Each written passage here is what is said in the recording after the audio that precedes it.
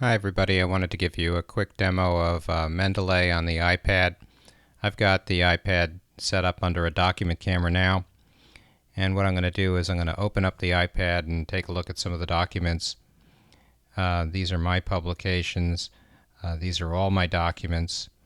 If you scroll down through some of the documents, you can see some are available for download. Others have already been downloaded. So here's a paper on profilometry, and I should be able to read this paper directly online, or I should be able to read it offline and on my little iPad.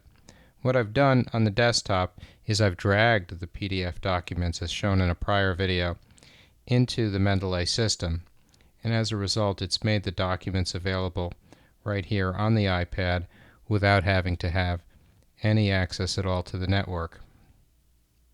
For those that haven't been prepared, for example this EC challenge, you can see the download button here, and you can see it's an HTML document, and as a result it has to go online in order to be able to find the document, and if it can't find it, or if it doesn't know how to decode it, then it gets stuck.